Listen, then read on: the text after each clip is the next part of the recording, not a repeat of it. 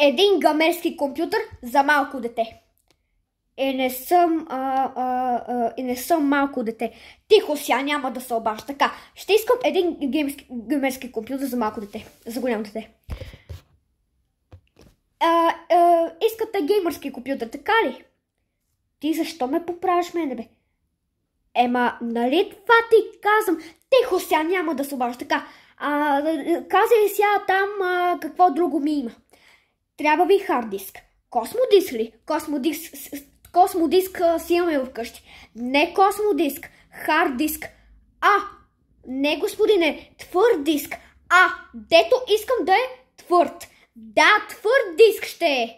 Нали трябва да избереме с какво пространство да разполага вашият компютър? Най-много формата на кутията на компютъра 1 метър да се събира под бюрото му. Не, тия касетки там на Лили Иванова, само дето там в нашия апартамент тия касетки на Лили Иванова и на Васко Жалата само седат и прашлясват. Да, един сега истински компютър. Ето той тук си избрах този монитор, цената му устройва. Ама господине, това не е компютър. Как да не е, като аз нали виждам интернета на него? Да, но интернета, който виждате, идва от компютъра, който се намира в кутията. Сега, мен не ме интересува интернета, от кой доставчик идва. Аз искам компютър. Така, значи сега.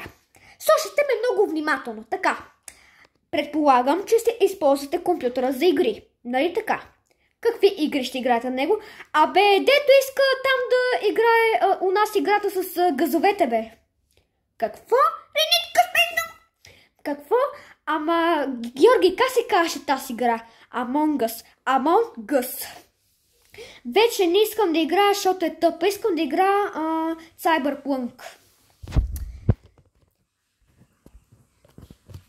Трябва ви видеокарта.